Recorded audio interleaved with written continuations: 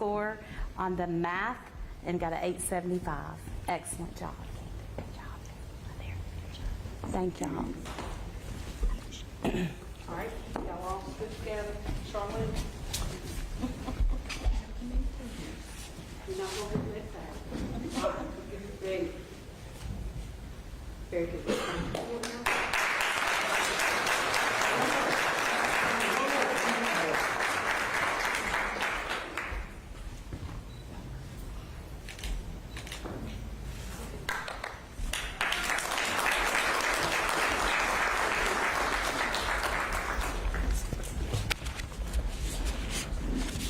Edgewood Middle School also had 2 students that scored perfect on one of their tests for SC Ready. So if I don't know if Caitlin's here. Do I see Caitlin Walworth? Caitlin, yes, come up. And Grady Wyman, if you two would come up to the front, please.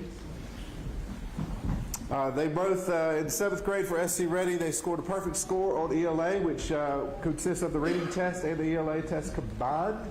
They scored a perfect score of a 925. Grady, and this shows you that the online education that we provided worked as well, because Caitlin was a virtual student all year last year, and she still came up and scored the perfect score for that. So I want to congratulate these two. First, Caitlin, congratulations. Yes, Grady, congratulations. So Grady had Ms. Corley last year, just to mention their teachers, for ELA, and Caitlin had Ms. Timmerman last year for ELA. So I want to say congratulations to them. Sure.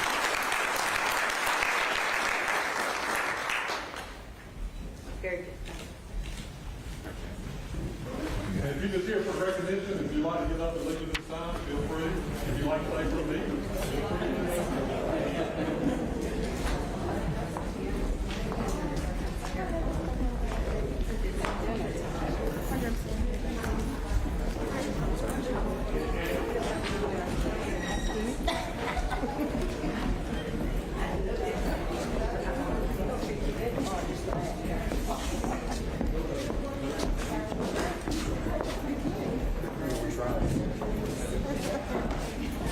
Be good. You know it.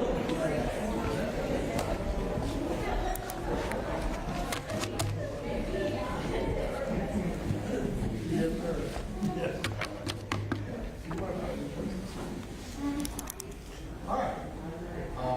Thank you, Dr. Ward, for those recognitions. That's fantastic. Would you go ahead and do the finance report, please? Yes. When Mr. Mackey was hired, he informed us that he had a vacation this week, so I said that was fine. I'll do the best I can with this. As you know, we're already two months into the new fiscal year. Well, we're going in halfway through the 3rd month, to be honest with you, but this goes back to 9/8/21. You see that the percentage of revenue the uncollected is 93%. Tax money comes in at different times, so you know they'll keep popping in throughout the year, and that number will fluctuate.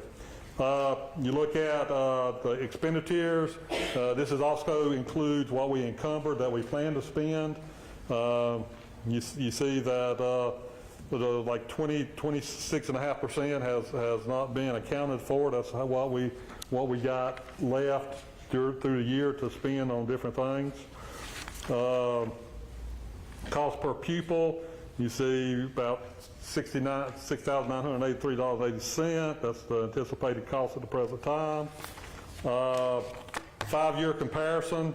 You see where the revenue that we've only collected to this point, are we down $910,000?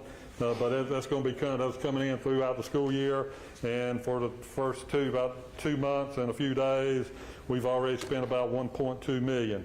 We do have the auditors coming in October to do our audit for the 2021 school year, and that our audit report has to be submitted to the State Department of Education on or before December the 1st, 2021.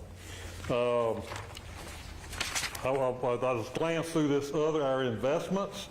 You see the capital advisors, we got like a little over $3.7 million. Something that caught my mind is the amount of interest we drawed during the month was $2,842. We have our taxpayer money working for us. So that gives us a little extra money in our general fund. To be honest, that's all I can figure out to tell you. Do you have any questions for me? If not, I may not can answer them, but I can try to get you an answer a little later. On the report from the state treasurers, what was the $300,000 on August 16th for?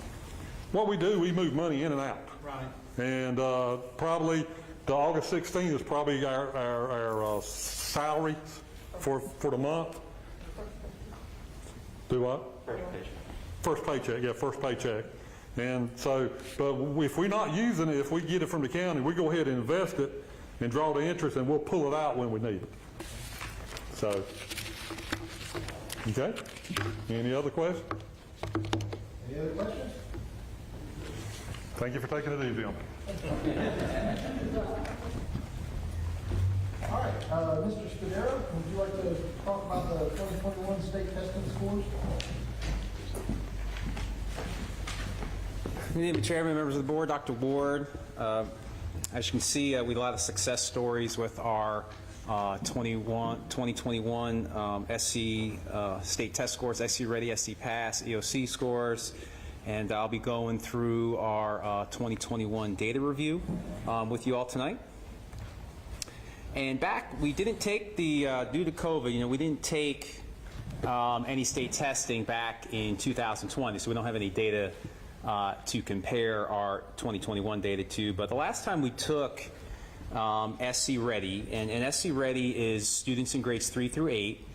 They're assessed in ELA and math at the end of the year. And this is a year-to-year comparison. And you can see when we last took it in 2019, our district average in reading was 45%, and the state was 45%. So we're a little bit below the state average there in reading. And then overall in math, grades 3 through 8, you can see our district average was 42.7%, and the state average was 45%. So we were a little bit behind on the state average back in 2019 when looking at math. When we took the assessment this year in 2021 in the spring, again, SC Ready, this is grades 3 through 8, you can see our district average jumped up to a 49.7%, which is 7% above the state average. Back in 2019, we were just a little bit above the state average, but now we're 7% above the state average looking at reading and writing. And then looking at our math scores across the district, grades 3 through 8, you can see we're at 48.8% students meeting and exceeding the standards, and that is 11% higher than the state average. So you can see we've made significant gains from 2019 to 2021 when we compare ourselves to the state average. And again, this is grades 3 through 8, the reading assessment in SC Ready, and the math state assessment in SC Ready. EOC testing. EOC is a little different how we pull the data. When we look at EOC testing, it's not a year-to-year comparison. They just pull all the senior data. So if a senior took an EOC assessment in 8th grade, that data is factored into the report card rating. Whereas your SC Ready in grades 3 through 8, that's a year-to-year comparison. But when we look at high school comparison, we're kind of looking at it how they did throughout their high school journey when they started in 8th grade taking EOCs all the way to their senior year. So looking at EOC data, when the students took the EOC back in 2019 when they were seniors, our district average was 61% and the state average was 56%, so we were above the state average there in 2019. And then when you're looking at algebra scores, C or higher, our district average was 54% and the state average was 54.9, so we're slightly below the state average with our algebra students scoring a C or higher when they were seniors in high school back in 2019. When you look at it in 2021, our EOC data, again, this is based on their 9GR when these students were seniors that took the assessment. You can see we're a little bit below with our students scoring a C or higher in English, about 3%.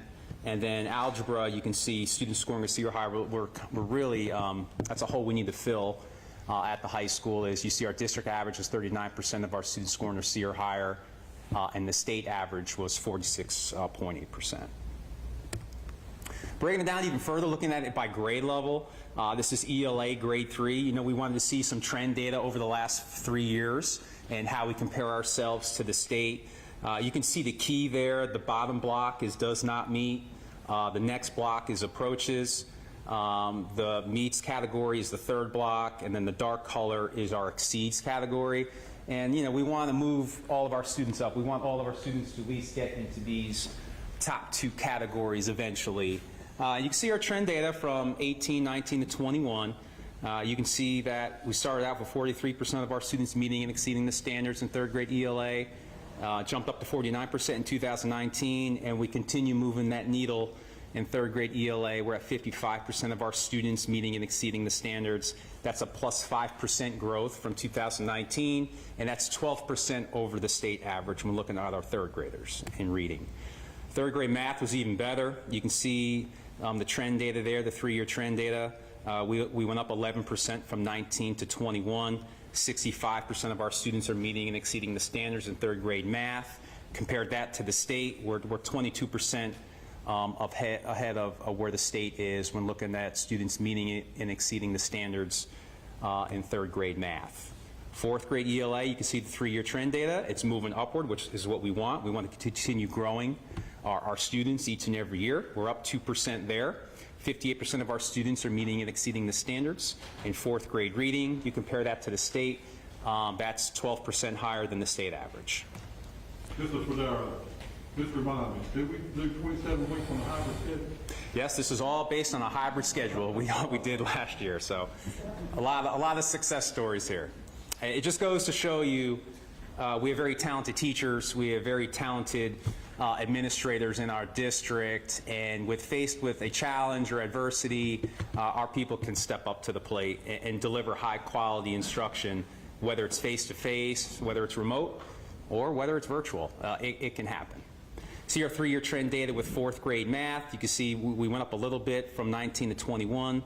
We're up to 66% of our students meeting and exceeding the standards, and you compare that to the state, that's 24% higher than the state average. Science fourth grade. Now, science fourth grade, we did take a dip. We're 8% below where we were back in 2019. You see from 2019, 65% of our students were meeting and exceeding the standards in fourth grade science. We dropped to 57% in 2021. But again, a little bit of positive, we're still 13% above the state average in fourth grade science. ELA fifth grade, you see the trend data there. We're up 8% from where we were back in 2019 with fifth grade ELA. And we're up 6% looking at the state when you compare us to the state average with students meeting and exceeding the 8th grade ELA standards. Math, 5th grade, you can see we went up a little bit, not a lot, but it was still some growth.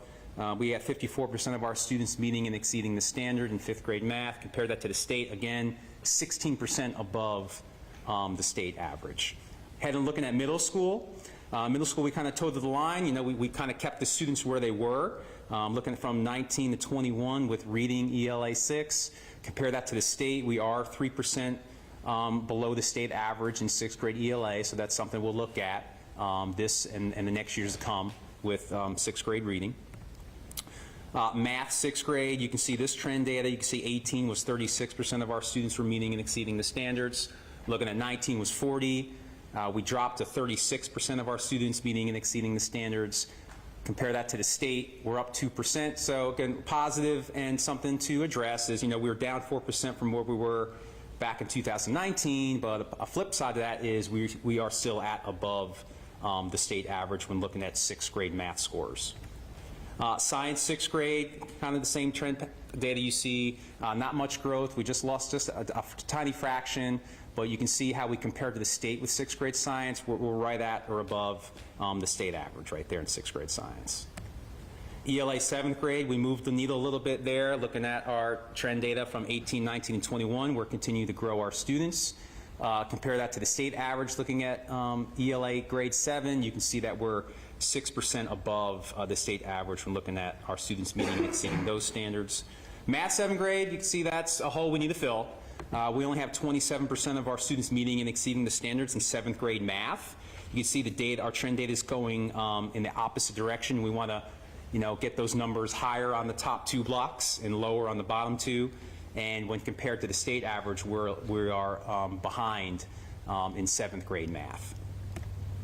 But we make up for it in ELA grade 8. You can see here we are didn't lose too much ground, but we held the line.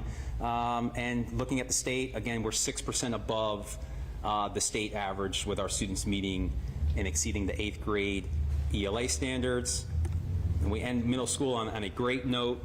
You can see we had a 25% increase in our 8th grade math scores from 19 to 21. We had 17% of our students meeting and exceeding the standards in 19. In 21, we have 42%. That's a 25% increase.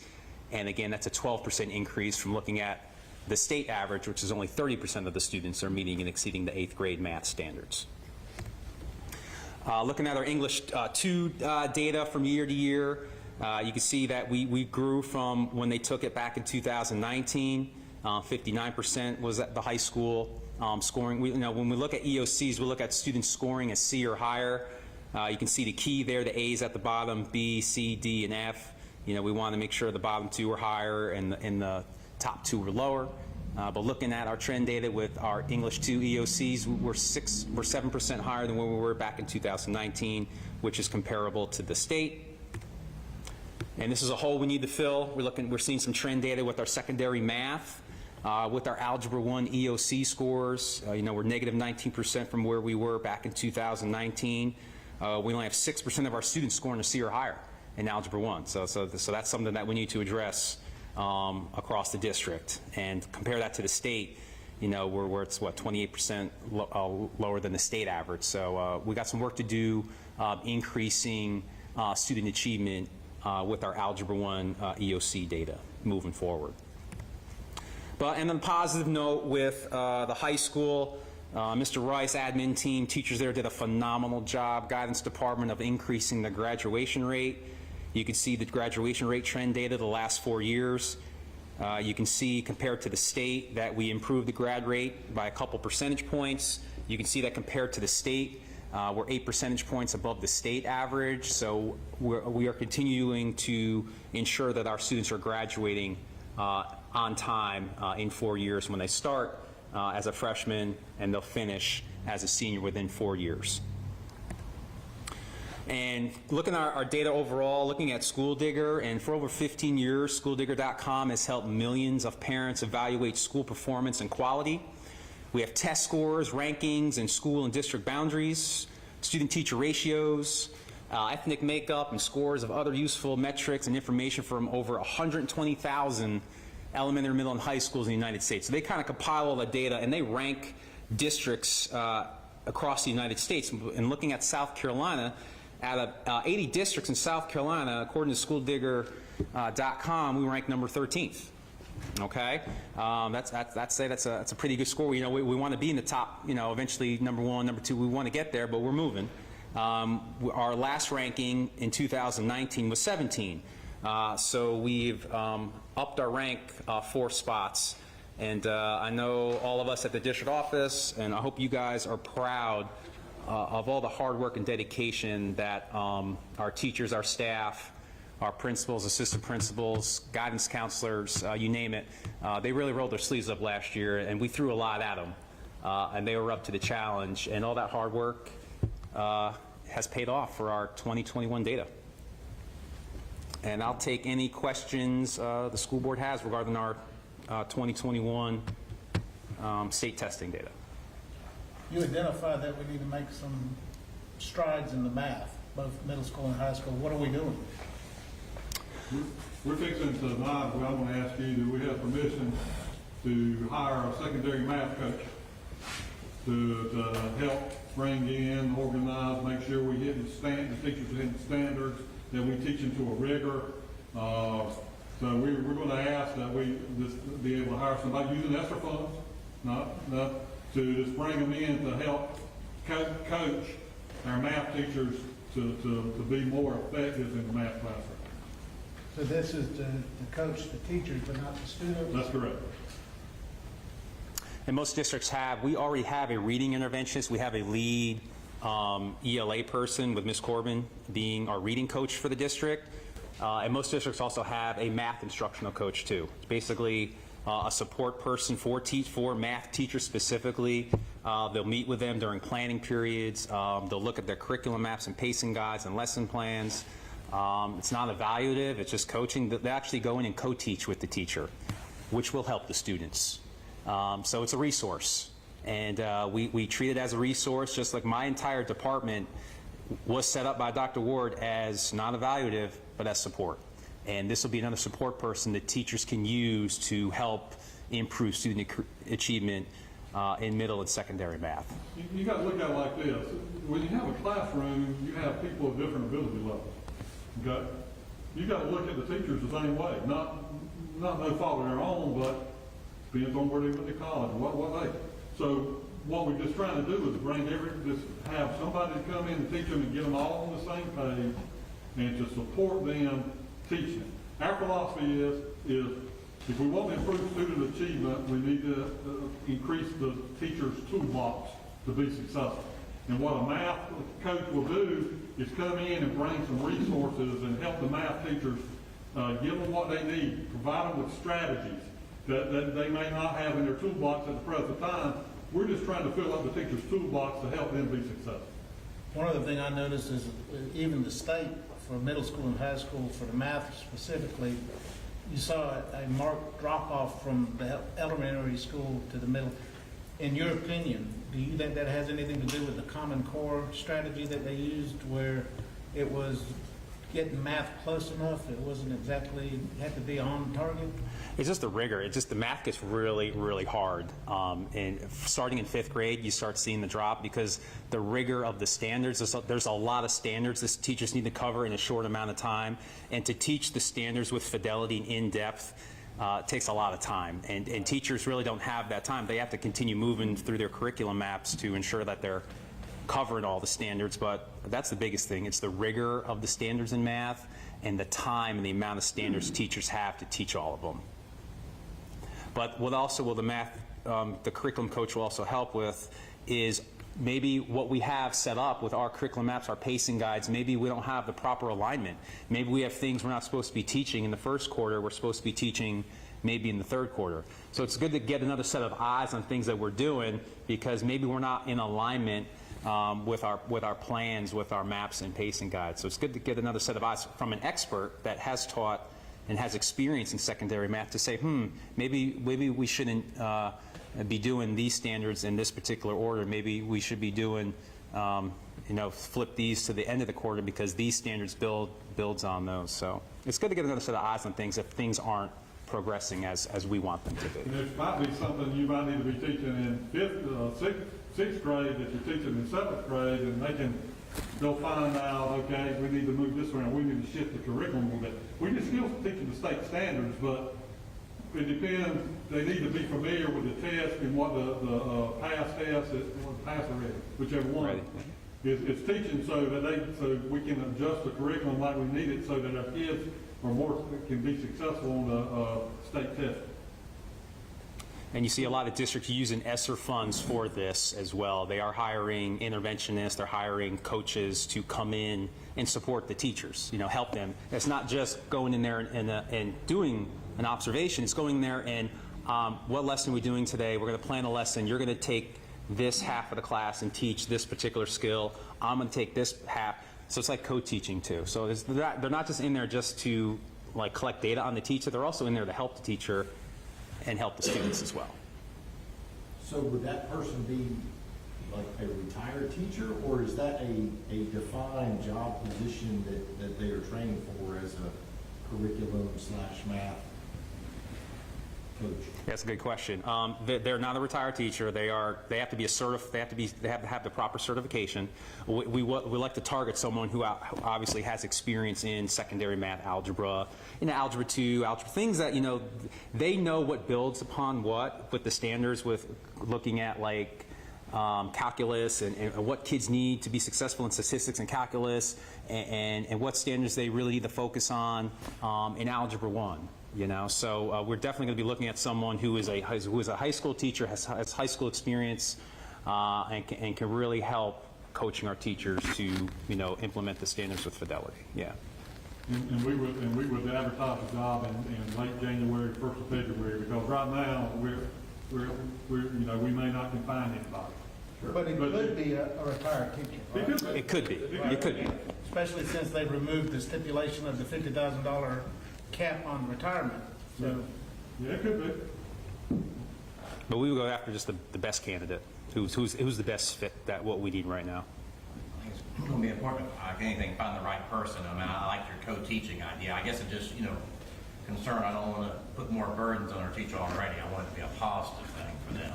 Right, and this person will be housed at the school, so they won't be at the district office. They'll have an office probably at the high school, and again, we want that teacher to meet with them during their plannings. We want them to co-teach. We want them to have an impact not only on the teachers but also on the students as well. I like the idea of the office being at the school. I think that would engender some better feelings. Yeah. Yeah, I agree. I think if they're there, they're more accessible. So, Yeah, we've moved our department. Ms. Corbin is working about 3 days a week at the elementary and primary school, our reading coach. Mr. McMahon, our instructional technology coach, he's based at the middle school. So we are moving our departments into the schools to provide as much support as needed for our teachers and administrators. I'd go there too if I was invited, but I haven't received any invites yet.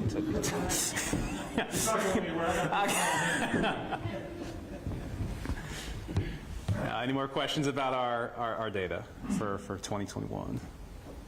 Again, we got bright spots, but like anything, and same thing next year. We'll have some bright spots, but we'll also have some holes that we'll need to fill. And another thing is, we forgot to put in there, but we did a spreadsheet with all the middle schools in our consortium and ranking them by the percentage of students that met or exceed expectations. So, and we ranked them. And on the ELA, we're ranked number 1 in our consortium. Even though our scores may look, we're close but not, but compared to everybody else in our consortium, we're number 1. And in math, we're number 5. So that'll give you an idea. When we talk about consortium, I'm talking about McCormick, Saluda, Edgefield, Newberry, Lawrence 56, 55, Anderson 3, Abbeville, Greenwood 50, Greenwood 51. That's where we fall when we rank them ourselves. I think overall the report card looks great. I'd love to see the math come up and be on par with the rest of it. You always got something to work towards, right? You always do, always do. They can never be satisfied. And if you all ever want to look at different report cards or compare different districts, this is all public knowledge. It's on the state website. You just go to report cards on ed.sc.gov, and you can look at our report cards. You can look at the Greenwood County's report cards. It's all public information now. It's not embargoed anymore. Ms. Hodges, he can see your copy of this presentation. Okay. Thank you. Thank you. all right, board comments. Any comments from the board? Anything that we need to bring up? I'd just like to say thank you for your prayers. This time last month, I was laying in the hospital with a heart attack and had to have a stent, but I appreciate your prayers and concerns. I'm glad to have you back. Glad to be back. Dr. Ward told us it was a kidney stone, and we were praying for you anyway. But That's just as bad. all right, Dr. Ward. All right. As you see, we have our parent report that we have every month. You see that Ms. Croxy and Ms. Stars, they don't let grass grow under their feet. They stay pretty busy and they do an excellent job for us. Got any questions, please let me know. The next section is approved fundraiser, one-day field trip, and professional meeting request. You see that everything that's been requested until we've got the packets ready. So if you got any questions, please let me know. I'll be more than glad to answer them. One quick question Okay. on Ashley Brewer's request for a one-day field trip. Yes, sir. I I'm all for it. I think it's fantastic. I was just curious, it says this data collection is for the first part of a three-part, and then I don't understand what that. All right, what's happening at the high school, Mr. Ross, you can jump in. Mr. Ross is requiring all our teachers at the high school to do one project-based learning activity. Project-based learning, okay, thank you. Project BBL, project-based learning, Gotcha. where they have to, you will, We're, one of the things with, we've been studying with Ed Elements the last year or so, and one of the things they do is a lot of personalized and blended learning, and project-based learning goes right along with that. It's more personalized learning. And so what we're doing this year at the high school is we're introducing project-based learning to our teachers and having them do a minimum of one each semester project-based learning experience. When I taught science in 8th grade, I mean, that's what I did before they even called it project-based learning. We just did projects. But we're actually focusing on what it is, what project-based learning truly is, and it's not just giving them activities. And Miss Brewer is fantastic with, that's how she teaches. She does projects. So she wants to take her kids to the lake, do water collection, data sampling, test the water, do different things with it for her, I think it's her biology 2 class. So I think there's 18 to 22, I think somewhere in there, students. She wants to take them to the lake and do data collection and use that in a project-based learning experience. That's fantastic. Okay. I didn't know what the acronym was. Okay. Does it say PBL?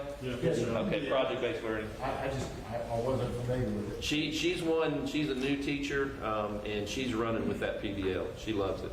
Fantastic. Just a little bit of variety is all it takes to keep you Sure. interested, so I think that's great. all right, at this time, we'll have Mr. Lieutenant Booth right here. Oh, yeah. Lieutenant?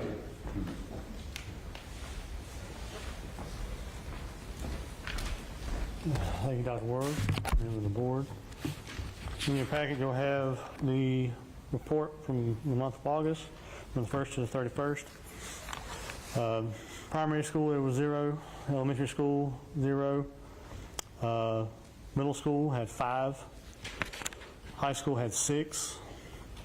Alternative school, 0. Transportation department had 1. William Campbell Stadium, the old high school, had 1. District office had 0, which gives you 13 for the month. Difference from last month will be, there was 2 more than last month, which was 11.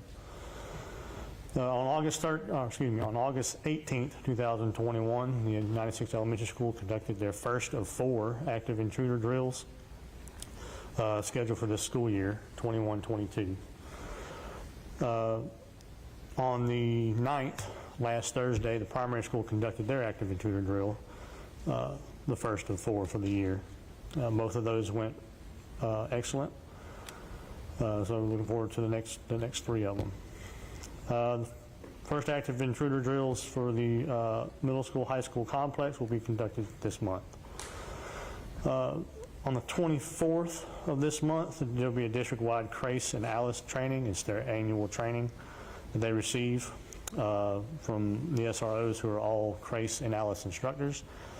All district staff, employees, and even the BUD group are required by law to participate in this training.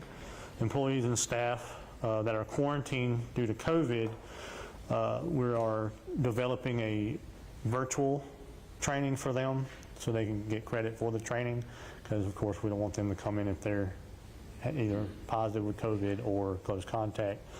So they should be able to access that through their Google Classrooms. We're just putting the final touches on that right now. Basically, they'll watch a video and then they'll answer some scenario questions. And that's all I have. Any questions? Lieutenant Bigger, Yes, sir. What's the CRACE and ALICE? I'm can't remember off the top of my head what the acronym is, but they're basically CRACE and ALICE both are active intruder type programs that schools. The CRACE has been done by a university in Texas, and they're nationwide. I got certified in that 3 years ago, and Major Cotler and Corporal Carroll are trained in the Alice model as well. They're basically active intruder type trainings that we use. They're excellent trainings. Alice is more of a hands-on type, and we hope to do some more hands-on with that in the future. We're going to start with some tabletops this training session. Last training sessions has been more of a information and us standing in front of you talking type trainings. This next one's going to be more hands-on, and it's going to get more and more hands-on as we go. So.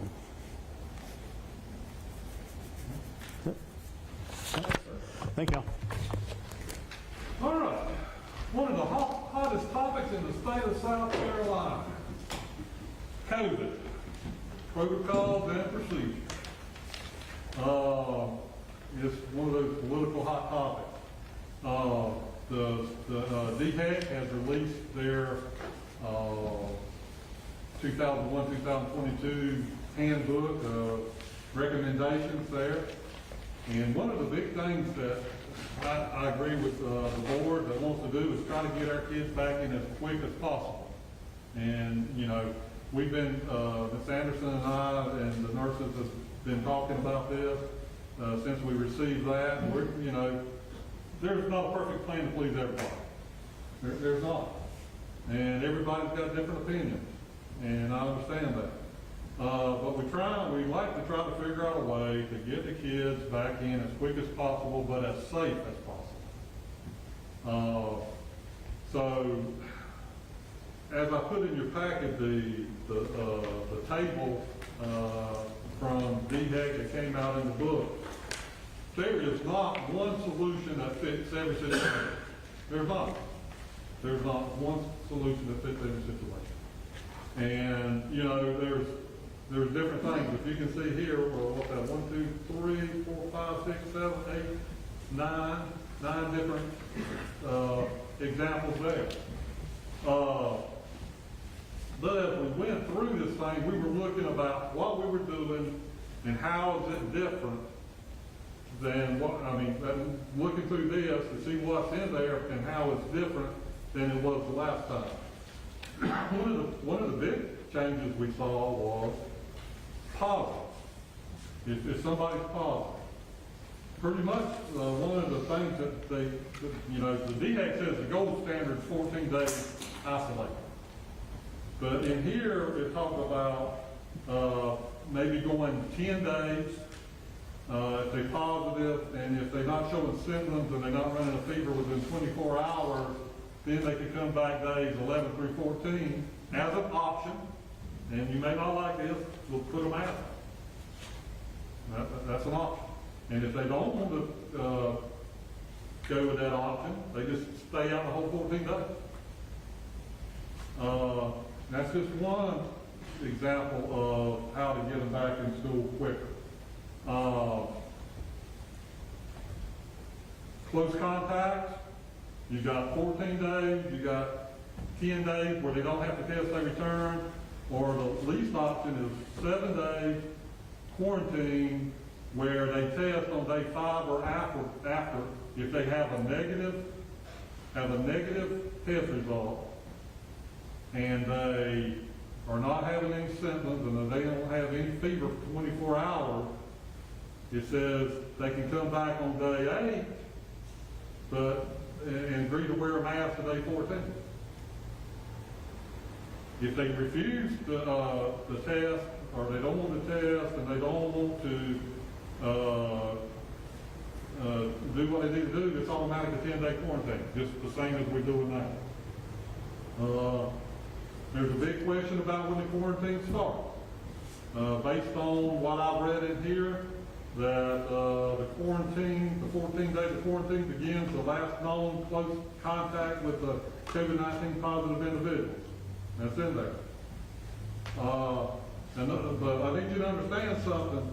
When we do a contact tracing, yeah, the last day they might be together and school is on Thursday, but they might be running together the weekend. So in this case, the quarantine would begin on the weekend, not on the last day they were in school together. got an email in here from this,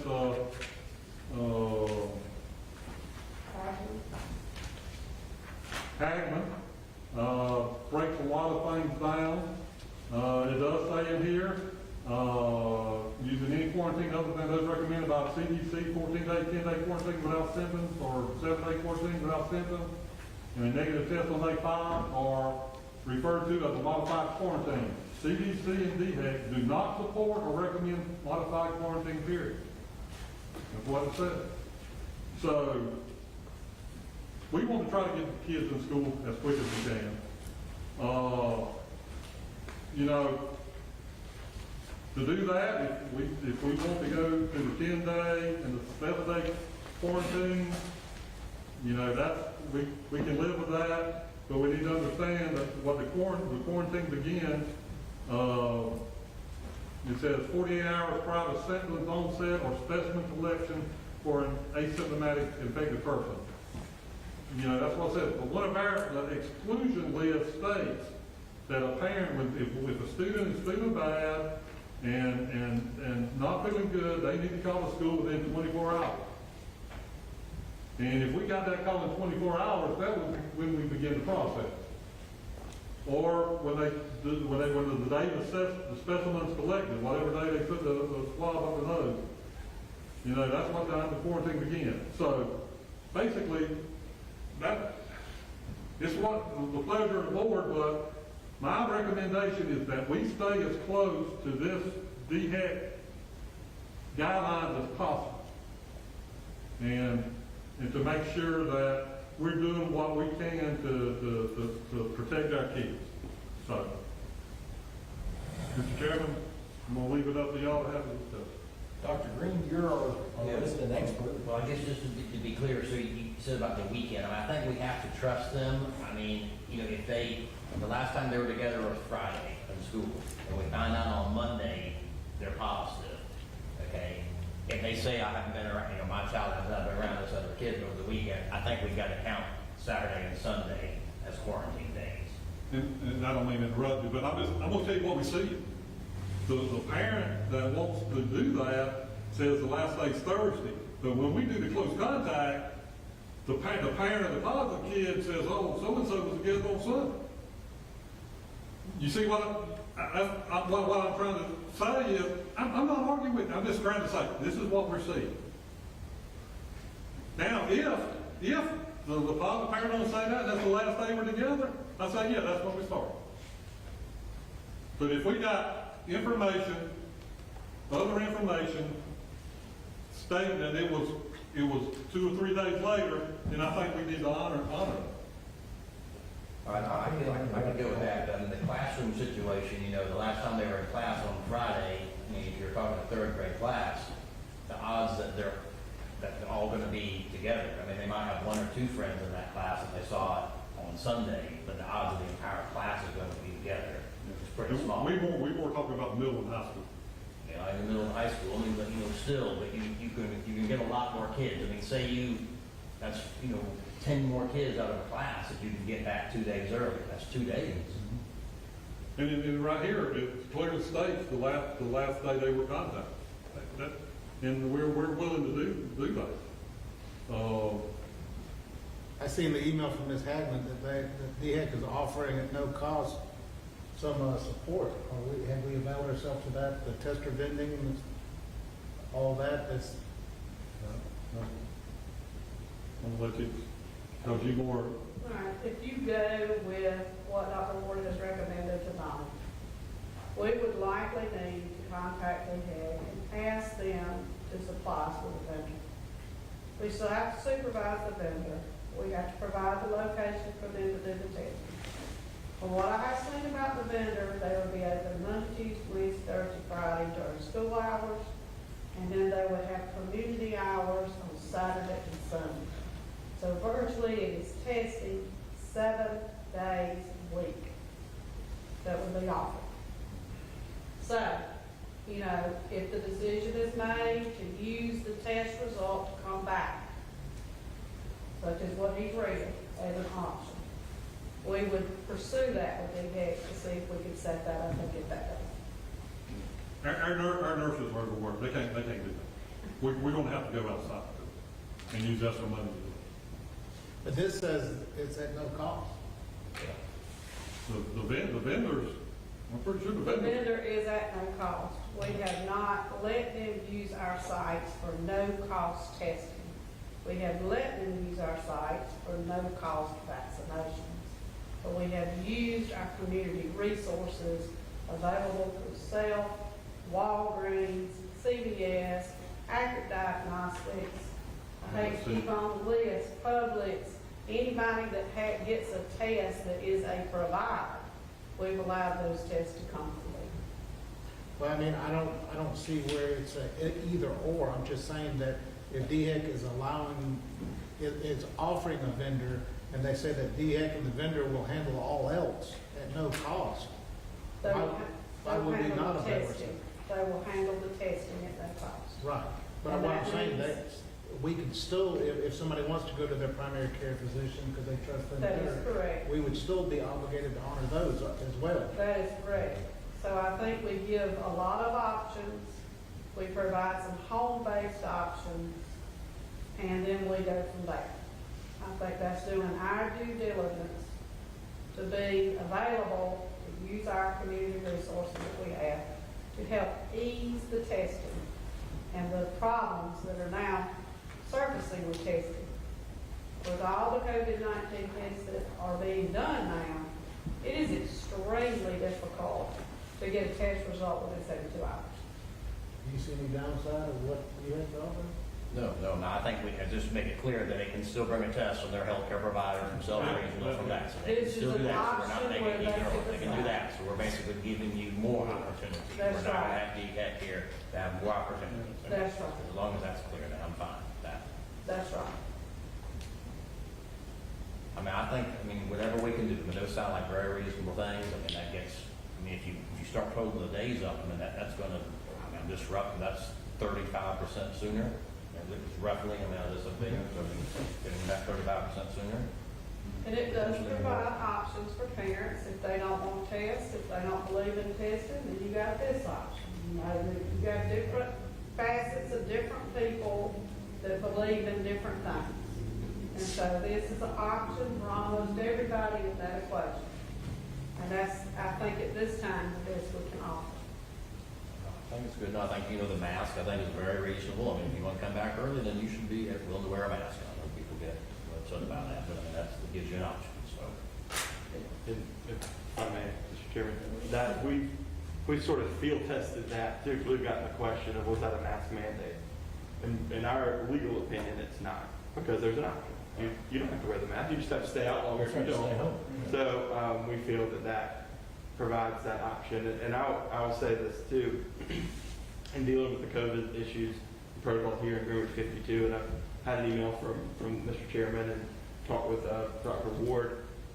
The new DHEC guidelines, I don't know if you've seen them. DHEC's put out a ton of guidelines that we've all probably glazed over, but thankfully, someone at DHEC got really smart about not only the contents of what's in here, because it's great content no matter where it was, but how it's presented and defined and explainable to the public.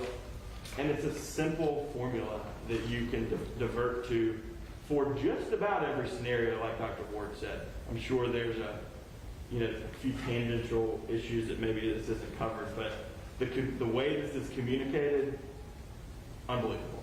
Really great, really easy to understand. I'm not a medical person, and it just makes it easier for a layperson like myself to follow. And this is what, you can see it. I've marked this up in advising our clients. This is what we're really heavily relying on to help us. And, and from the legal perspective too, in keeping with the COVID Safe Harbor Act that the governor passed last year, the requirement is that a public entity or an employer reasonably adhere to what DHEC says.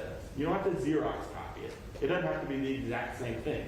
Now, the exact same thing is not really room for argument that you're not following what DHEC says. But in a school setting, like you all said, and I think everybody agrees on, getting the kids back as quickly as possible is a common goal that I think everybody has. So I think tweaking some of those little issues like the return with a mask. option, I think is well founded, and it's tied to a reasonable rule. It is tailored. It's not just arbitrary, right? And I think that's what would kind of put the sword in the shield from that immunity shield if you were just starting to put these arbitrary measures in. So, working through that, I mean, we are advising our clients this to get as close to what DHEC is saying as possible, and be willing to adapt, because we all know this could change next week, and we're monitoring that, working with Dr. Ward. There's a Supreme Court case right now about masks, the South Carolina Supreme Court that it's been argued but hadn't come down. We're monitoring what's from Washington, from the Biden administration's newest OSHA requirement, which hasn't been released yet. From what we understand, will only apply to private employers, but there was some other guidance on that issue just today. So it's changing so rapidly, and we just want to keep you all as informed as possible on the legal side of that. So I'll just leave that at that. Can I just rephrase it to make sure we're on the same page? All right, if they, like I said, they might be some things, but the idea is to go by this chart. But the overall, if they positive, we're saying we could go on with 10 days, and if they come day 11 through 14, they wear masks. That's 10 days from the test, 10 days from the test. from the day the test was taken. 10 days from the day the test was taken. Not necessarily 10 days from the day we heard about it, and maybe 72 hours. to get Yeah, because it talks about the specimen. And they have to be asymptomatic and no fever also. Yeah. I mean, But my only, and I'm not against this, my only concern is the enforceability of it. So you've got all these different variables, who's gonna be enforcing? It's kind of like the directive from the Secretary of Education saying that, we have to wear masks on the school bus, but we can't deny them the transportation if they don't wear it. So, who's going to enforce it and how is it gonna be enforced? That's, so. it's a nightmare. It's an absolutely nightmare. Oh, absolutely. But I mean, I don't expect the teachers to be walking down and throwing a kid up against the wall and questioning, do you have symptoms? And we all know kids get sent to school that, shouldn't be sent to school on days and years when there is no COVID. Well, right now, the gold laws limited, so half the people in the county are sniffling and snuffling and having trouble breathing anyway. To help you, if you sneeze in the Walmart line. I can tell you, I visited all of our schools last Friday and had a chance to talk with all of our nurses. Those girls are working their butts off. I fully support Colin Diak to offer this no-cost help to take the load off of the nursing and the rest of the staff. I think that's great. You say to take the load off, okay? Our staff was not testing to start with because the load of it was too hard, okay? That's why we went with our community vendors. So don't mistake that hiring the vendor will take the load off the nurse. The nurse has still got to be called when the test is whatever it is. And the quarantine still has to happen on the nurse. I understand they're not the vendors administering the test. That's correct. But a lot of the follow-up, DHEC is saying that what I'm reading, This person is not a contract tracer. This is a vendor professor. Could we look at with some of our funds, can we hire an additional school nurse contract? We talked about that, but when we got sub nurses, and I made like I said, if we want to call the extra nurse in to come help, we'll pay for it out of COVID. The ESSER fund. That also welcomes a lot of discussion about FERPA and where the information, the medical information of these children, who it's being shared with, how it's being shared. So we've tried as nurses and as staff to shield our student data as much as possible, keep the privacy and things of that nature by handling it in-house. So that was my only concern with hiring a contact tracer, is that they would have to have access to our power school, to know who to call, how to trace. Also, the contact tracer is still going to have to call the principal because they're going to have a seat in charge of the room to decide who sat by who went with who. So with that in mind, The contract tracer would be virtual. It wouldn't be in the building. so with that in mind, we've still got to do the legwork. And so our nurses are kind of I guess, very, very protective of this, although they do realize the work that's going on. And they realize they're carrying it, but they're very protective about those seating charts, and they don't quarantine everybody unless they have to, and they see who's around the X, they see for how many minutes, they call family members to verify this. It's a whole big thing that goes into this. It's not just what somebody tells you, it's actually verified with the people that are involved. And so we just felt very leery about turning that over to someone who's not affiliated with our school for those reasons. We don't have a problem turning the testing over because we weren't doing any in-house testing anyway. We declined that in the beginning when DTEC offered that because it was too much on our staff to do that. And they wanted us to test to start with, Yes. so. On the second page of Ms. Hagman's email where it's talking about testing vendors, and it says that the district would provide an individual to coordinate with the vendor. That's what we're talking Couldn't that same person that was a county employee, was a district employee, do the about. We contact would have tracing? to decide who would coordinate with her. Right now, we don't want to add more work to our nurses by making them coordinate. Well, Yes, you she's know, talking we're about hiring in. human So we're services having- as an administrator slash. But the only problem with that, might not have the same nurse every day. But if we want to go see if we can hire a nurse to come in and put them on the payroll, But my question is, do you need a nurse for that? It's an administrative position. It doesn't require the expertise of a nurse. Dr. Green, does it? I mean, am I oversimplifying this Just more of a paragraph? contract, right, sort of thing. I mean, it's how are you gonna title it and what you're gonna do for the school district? That's correct. And so we haven't totally gone there yet for a lot of reasons, some that I just shared with you. But the other reasons too is, I don't know if you know how little nurse help there actually is out there to choose from. That's what I'm saying. So There's that's, a yeah, shortage of another nurses, so don't issue. make a nurse, get it administered. Get somebody that's bonded, Right. that has the credentials, that can be trusted to not throw that information that's very restricted out into the public. And then That's have correct. them do the coordination and the contact tracing and make that a job to take We all of that administration off the We nurses. can explore that, but like I said, those people do not have access to our seating charts of the day-to-day, and our nurses do. but if that's what we were talking about, the contact tracing, they were virtual. But if we hire somebody, they gonna be in, they gonna be on You that in the hired them facility. as a Greenwood 52 employee, I would feel more at ease Right, that was what I with said. our what I staff than We would someone have like additional employees that would be on the payroll position. Would this be a temporary position? Because, I mean, are we creating another full-time I employee? think we'd have to make it temporary. We'd have to. You're gonna have to make it temporary. Yeah, but you can use ESSER funds to do this. Well, that's what I was gonna go. I mean, you don't wanna use, non-reoccurring funds to fund a full-time employee. Yeah, that's- and they go to 2024, so we're looking this year, next year, and the following year. And you might be able to find a retired employee that is willing to come back in an administrative role such as that you've already got vetted as far as all of their security clearance and everything else. I guess I would just want to get, I'd like the nurses to know we'll do whatever to help them. Okay, I mean, if having someone else helps them, if having someone else bothers them and I gets would them out, rather I would meet say, with them. don't do that. So, I I'm mean, going to meet with them tomorrow from 1 to 2:30 and go over these regulations. They are very concerned about how many different ins and outs there are to this very lengthy plan, almost 30 pages to go from.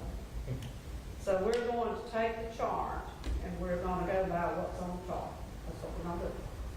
And so I've got to meet with them, we've got to go over it, I've got to see if they have any questions about it. If they do, I'll reach out to Ms. Hagman as support to help answer the questions that they might have. And then during that conversation, I'd like to have some private time with them, to just mention some things to them and see how they feel. You're correct, they are tired. But they also see this as they took an oath to do their job. You know, not just a district job, but a medical job. So they, even though they're tired, they love our kids, they love our state. So please just let me have that time to talk with them and see what kind of possibilities, things we can do. through, and he can share with you some of the conversations we've had. If they want it, I'll get the green light to hire an extra person. Can you go through, you were starting to describe the day. Yeah. Yeah, this, you know, we're going by the chart, but this is kind of, Right, give us a start. this to make sure we're on the same page. Positive, 10-day isolation, they can return on 11th day with the option to wear the mask to day 14. They can't have a fever within 24 hours. Close contact, we can do a 7-day quarantine. They may return on day 8 if they have a negative test on day 5 or after. And agrees to wear the mask to day 14. If they refuse to wear the mask or they refuse the test, it's automatically 10 days. And that's exactly what we're doing now. What he is reading is straight from the guidelines, Yeah. the HEC guidelines. And then we go to quarantine. We'll start the quarantine either the day the specimen's collected or the day the person starts showing symptoms. And that's the email companion. Yeah. Right, well, that sounds like that should shorten that. Seems like it's gonna get kids vaccinated. Yeah, yeah. And we all got the same, we all want the same thing. It's just a matter of making sure we can work it out and we stay as close to these guidelines as we can to protect us in many ways. Thank you so much. We need a motion for that, to go with that general policy, or Yeah, do you want to? Yeah. I'll make a motion? I'll write Policy it as you described. Yeah. We have a second? All right, all in favor? Aye. Thank you. All opposed? Okay. And we'll talk to them, and if they want to hire, we will hire them. Yeah, just let them know we're going to help out. Thank you, Dr. A nurse or an administrator? Or administrator, the nurse or administrator. Okay. All right, I received a email from one of the employees that wanted to know about vaccination bonuses for employees. A lot of districts are doing it, and I'm just gonna be straight honest with you. My personal feeling, we don't have as much money as all these other districts, and we got a whole bunch of needs. As far, you know, this is something, vaccination is something personal. And I don't think we need to spend taxpayer money because somebody's taking a shot. But I do understand on the flip side that they took the shot so they can stay in school to teach. I got that side of the story too, but my recommendation is I don't think we need to pay it. And that's just my personal opinion. I agree. I don't think we need to pay people a reward for driving 55 miles an hour in the speed limits, and I don't think we need to pay them for brushing their teeth, so I think that money's better spent elsewhere. According to the new CDC and DHEC guidelines, the benefit of being inoculated has been reduced now, because if you are inoculated and you're a close contact, you still have to go through the very similar protocols, so. And then there's the boosters and. Yes. And then the next question would be, they would raise it up, but what about students? Who got inoculated? And, I think Anderson 5 is paying $100 for students. to vaccinate. But you gotta understand, Anderson 5, they get like $50 million. We only got 4. But, And I think it's causing a lot of family contention up there within families. yeah. But We have a recommendation not to do nothing, there's no motion made. Okay. All right. Mr. Chairman, you asked for this next one to put on there, so I'm gonna turn this over to you. Okay, I had requested that we discuss the extracurricular activities, communications, and the practices, but we don't, if there's gonna be public participation, we don't have any public. We've got Coach Wertz and Mr. Vickery here, but no offense, gentlemen, but you're not public. You're big, you're well known, you're famous, but you're not public. So I'd like to make a motion that we table this until we can advertise it and get some sure enough public interaction for this. I second, I agree, I think that, because if I'm not mistaken, this was added as public comment in the amended agenda, correct? No, I put it in there in the first one. It was And these added- two gentlemen went by board policy and signed up to speak. The first agenda that I had didn't say public. No, I didn't say it on there either.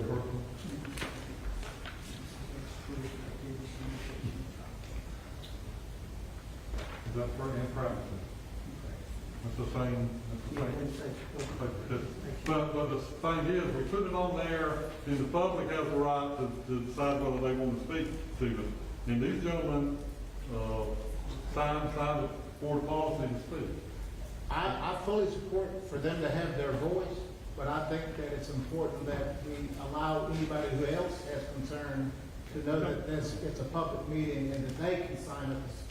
Yeah, I mean, I fully support the comment period. I just think we need to make sure that we have anybody who is concerned. Yeah, and I put the public participation on there because they signed up. Well, I understand, but I'm just saying that I think that although it met the guidelines of 24 hours, I think that the chairman is correct. The fact that we only have staff speaking and not anybody else speaking could be viewed as Kind of slanted. we're just saying table. That's I second the chairman's motion. Obviously, that's just 2 votes. All in favor of tabling this till we can have Well, a... Mr. Chairman, maybe there is other discussion that needs.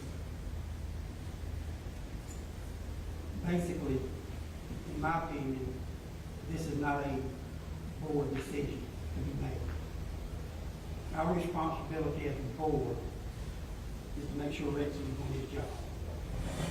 So if there's, in my opinion, if there's trouble with scheduling, that needs to be taken up with our athletic director first. If you don't get an answer from him, you go to his superior, which is Mr. Rice. If you don't like his answer, then you come to Rex. I think we're doing this all backwards. Just my opinion. All I was talking about was the public comment section. I'm talking about what was being discussed. Other comments? We need to table it. We have a motion on the floor. It's been seconded. Any other comments? Pilgrim, thoughts? Is your chair getting as hard as my chair? Yes, sir. All right, all in favor of tabling this for further discussion later? Say aye. Aye. Aye. Aye. All opposed? Pilgrim? I just kind of like going along with what he was saying. You got your head, and you gotta go by what you need to do for him because you gotta allow him to do his work. And it's kind of hard for a person to do the work when they can't get to do the work that they need to do done. So you're for or against? Okay. So 3-2. Mr. Chairman, I make a motion that we add this to the next agenda. Do we have a second? You know, I don't think that's the way. You don't have to. Okay. To add something to the agenda, does it? Mr. Chairman, this. You can, I mean, You can. but it doesn't require a motion to make it to the agenda. However, if you do make a motion, it will be on the agenda. Yeah, there's no, you see what I mean? There'd be no way to undo it between now and then. I think put it on the agenda. So if you want it to be guaranteed to be on the agenda, yes, make a motion.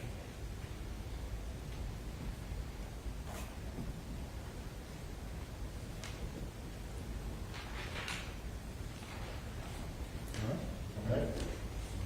Dual mode Allen, that's you. All right, that's me. All right. Back in 2020, 21, there was a lot of things that was happening, and a lot of, with quarantine, there was a lot of teachers being required to teach face-to-face and being required to teach online, okay, to stream the kids in. And I think the South Carolina for Education teachers talked to the legislature, and they passed a bill about, it was unfair they doing two types of instruction at the same time during the class period. So there was a S704 stating that if a teacher teaches face-to-face and they teach virtually all in the same period, that they need to be paid extra for that. We've, it came in at the end of last year. We hadn't really talked about it until we had a instruction meeting last week, and we were made aware that some teachers were doing this, and we hadn't required it or told them to do it. So we've been in. This is just for information, by the way, until we can figure out what we're going to do. We've been trying to knock something like, how can we do this fairly? Because some teachers may do it, and some teachers may not. Do we require it? Okay. Now another thing, the State Department of Education has said, okay, you have to pay them. There's no guidelines. There's no salary. There's no way to do that. So we've been beating this around, and like one district, Edgefield, they not doing it at all. No dual modality at all. We got somebody like Greenwood 50, they pay a flat rate to all their teachers. One of my issues is that, okay, this teacher's doing it, but this teacher has 2 students, and this teacher's doing 5 students, and we're going to pay them the same rate. Is that fair? Do we pay them a daily rate, or do we pay them a per rate per student to make it fair across the board? Mr. Darrow and I was talking today, technically what do they have to do? Pretty much stream it in, hit a record button, stream it in, and then maybe put some assignments on the Google Meet for them to do. I can see this both ways. I can see it. And the final option was Paying a teacher outside of school hours to have live instruction. yeah, the elementary school, and this is what they did last year. They talked about doing it this year too. From 5 to 6, they have a teacher live for the kids that's quarantined for live instruction for math, English, social studies, and science. Excuse me. At this point in time, we struggle to find out what's fair and what's equitable. And Mr. Spadara's contacted all the other districts, and I kind of give you an overview. Besides Greenwood 50 and Edgefield not doing it, nobody else is doing it. Am I correct? I think Newberry's looking at paying their teachers like per day. Per day. So, but the thing here is, if we use extra money, they're going to have to document what they did and who they taught that day, because everything we do with extra money has to be documented. It has to be documented. We don't have things. So that's why we would know how many students they taught that day. That's quarantined only, not just somebody that's quarantined only.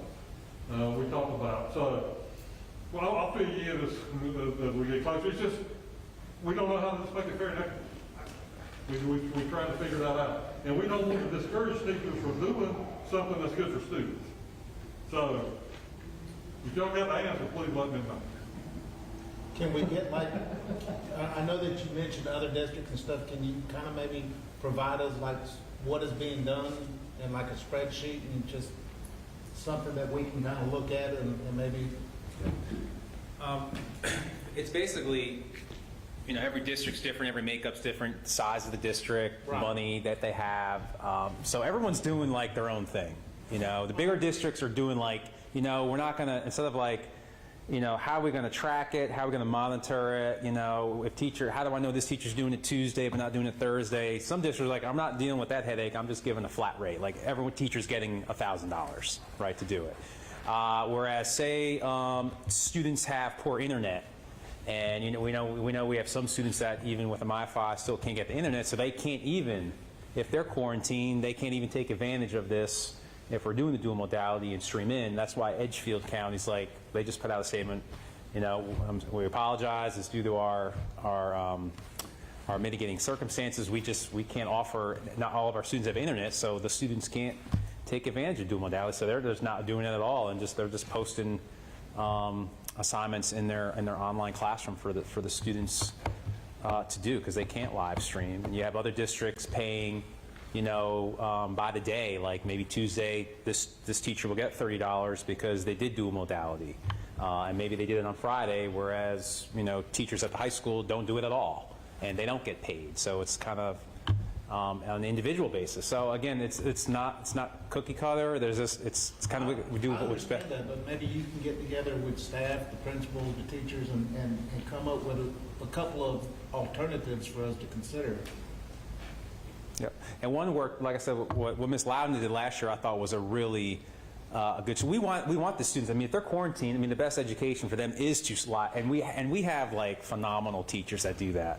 We'll have like 10 students in the classroom, but then we'll have 15 students quarantined, and the teacher will live stream them in, so they're not really missing any instruction. They just, when they come back, it's like they've never left. We want to take advantage. We want the teachers to do it because we know that's the best education, and we know students won't be falling behind with streaming in as they're quarantined. But at the same time, how do we make it equitable for everyone?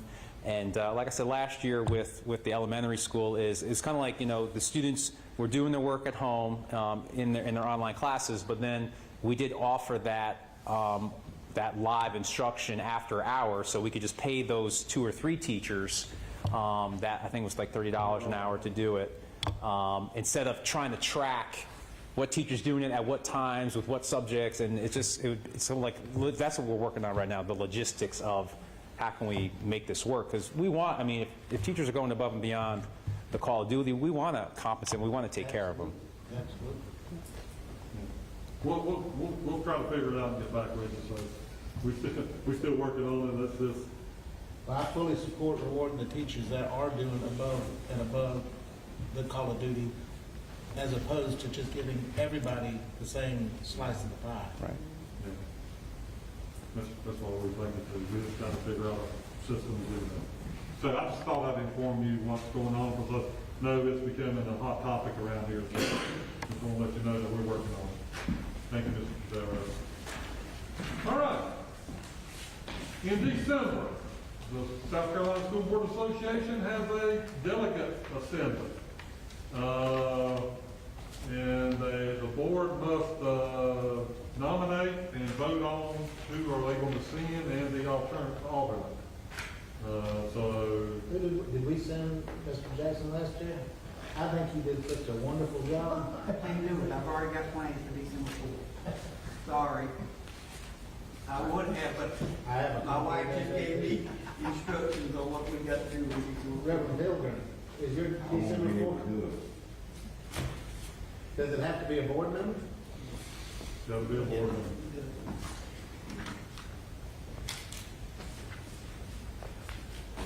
All right, Dr. Green. No, I don't call it that. Oh, boy. Okay, well, I guess that leaves me. I didn't come up with an excuse fast enough. I'll know better next time. All right, so what do we need to do? You're going to vote on who you will be sending as a delegate. And if we can get an alternate and put their name down, that would be great too. The first thing to do is, well, you can combine them. So the delegate and alternate. Do I hear a motion to nominate the chairman to be the delegate for the December 4th meeting, and the alternate as well? That They're legal one on, but they will legal one. Yeah. I thought I mentioned that I have a conflict on the 4th. That's why I was asking Ray. I have Somebody's got to be an alternate. I'll plan on going, but on the off chance something bizarre happens, we do need an alternate. But it's not probably 2 hours. So, it's not a long, every district is having. Can the alternate Zoom in? I have no idea. think this year, with everything else, I would think that would be an option. We'll have to have that, but I'll be Mr. Jackson's been there before, so I don't I know. don't remember, I don't know whether, I don't even remember. I was with you. Made that much of an impact, yeah. But like I said, it's just about a 2-hour meeting. I'll be the I make the motion for Mr. Campbell to be the delegate and Dr. Green the alternate then. Do I hear a second? Second. All in favor? Aye. All opposed? you got that right. Okay. You need to sign a bottom too.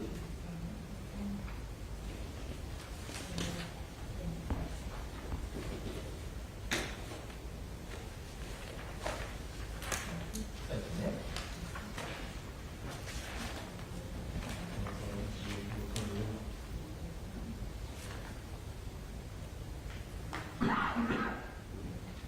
All right, at last month's meeting, Mr. Sherry discussed a construction manager at risk. And as I talked about, the idea first came from our architect, who stated that this probably would be a good move for us with all the things we got going on. Hopefully the roof, we're going to replace the roof, a lot of the roofs in this place, in this school. We got air conditioning unit to replace here. We got plan to replace all the units at the elementary school. But we just need some guidance from the board, whether they think this is a good idea, and if so, we can start the RFQ process to start to hire a construction manager at risk. And probably what we'll do is we'll probably come back to y'all and have a list of jobs that we think that it's important for them to work on and to try to line this up. So we just need permission to do an RFQ and advertise for it. So this is going to be for those jobs you described, not necessarily just the old high school. We need to do these other things. Well, we can add no high school in it. You know, we'll come up with a list of things I that, guess we just got to figure out how much money we have for the old high school. I mean, it seems like that'd be getting a little bit ahead the last time we looked at the finances, right? yeah. And I'm willing to say what's in my mind right now. Whatever, if we have money left over in this year's budget, the 2021 budget, if we over, I'm gonna recommend that we put it in the capital improvement fund. Because in the general fund, we've got over 6 months of expenditures when you only need 2 or 3. So instead of just keep building it up, just take that money and slide it over to the capital improvement fund. And get ready for the hospital. Is the architect going to work with y'all to come up with RFQ? Yeah, they can help with the technical aspects, the construction words that. Well, considering that we've never used a CMAR, a construction manager Right. at risk, I think we need some technical expertise on Oh that. yeah, like the specs and things like that. Yeah. What I would do would cover everything, but that part, and that's where his expertise would That becomes a joint cover effort. that. Yeah, Yeah. and we've done that before. Mr. Sherry's gonna help us write it, so. We work together. Along with the architect. Yeah. Oh yeah. And I believe there was a question, Dr. Green. As this process goes along, y'all do have access to the procurement file. Didn't you ask that question? All right. Okay, yeah, and I wanted to clear that up. Whatever you want to see in that file, y'all as a board can see it uncovered. It's FOIA-able just like anything else. And if it was FOIA, there might be some redactions. But for y'all as the board, you'd be privy to all of that as the process goes along at whatever point. I think as I was just, we just give up total control of. Right, that's right. Since we are the elected people. Of course. So do we need a motion to? Yeah, well, they would- RFQ? Yeah, give the administration permission to start writing the RFP for construction manager at risk. Make that motion. I second. All in favor? Aye. Those opposed? Who seconded the motion, please? Okay. All right, next thing I'm gonna report is permission to hire a secondary math instructional coach position for the 2022-23 school year. Start research in January, February, and have somebody in place ready to go next year. I so move that we move in that direction as recommended by the superintendent. Second. All in favor? Aye. I think that's a great one. I got to give the props to Mr. Spadaro right there. He come up with that already. Good job, Mr. Spadaro. All right, Ms. Anderson.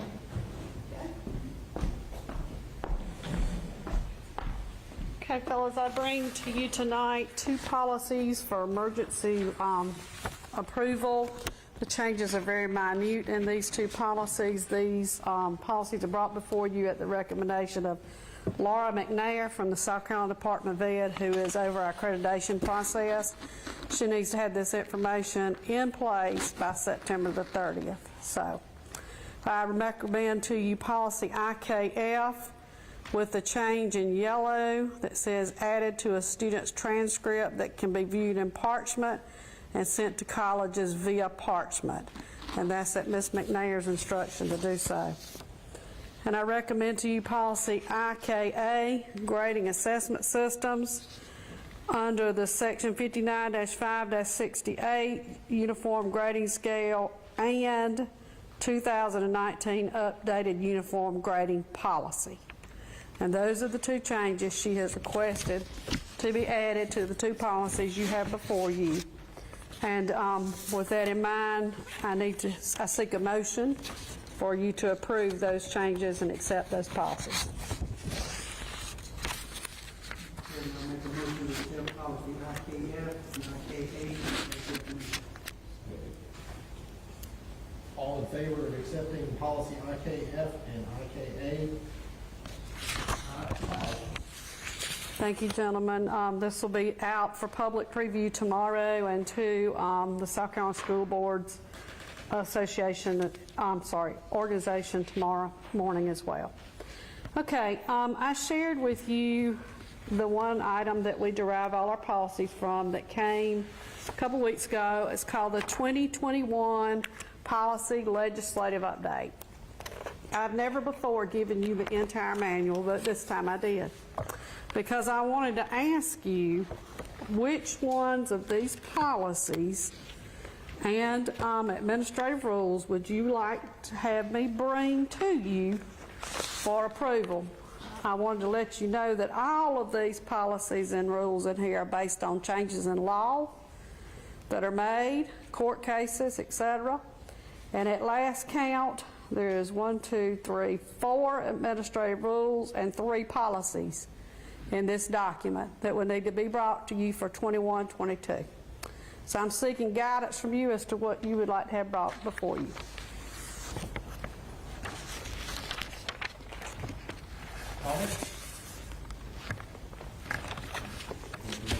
Study it for a month. You get study. I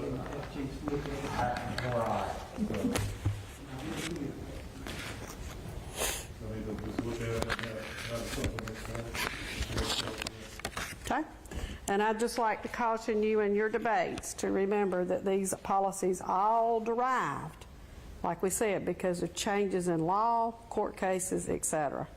So with that being said, I would be very peculiar about how I decide which ones to hear and which ones not to. And that's my advice. Okay? We ready to move on to personnel? Okay.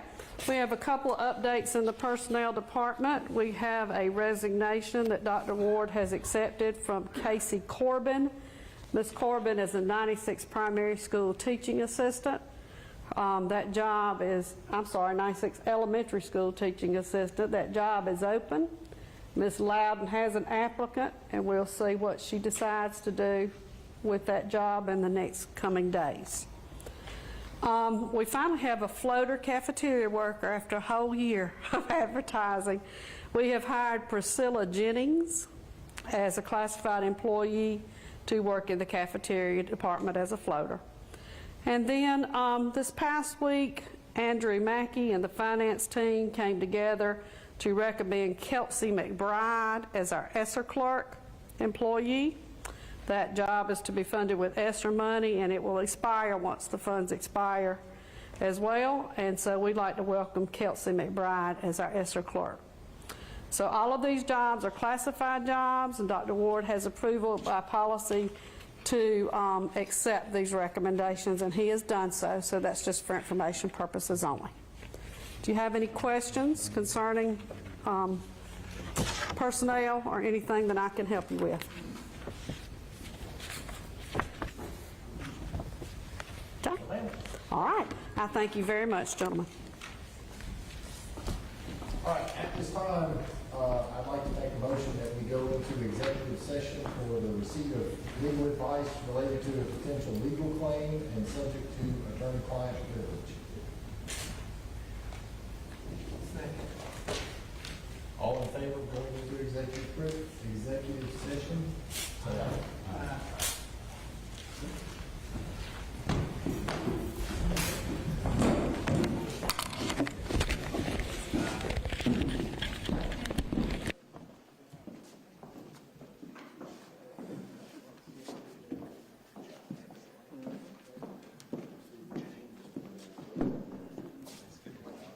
Do you need some more for your story? Do you need more for your story? No. Oh, no, I'm teasing you.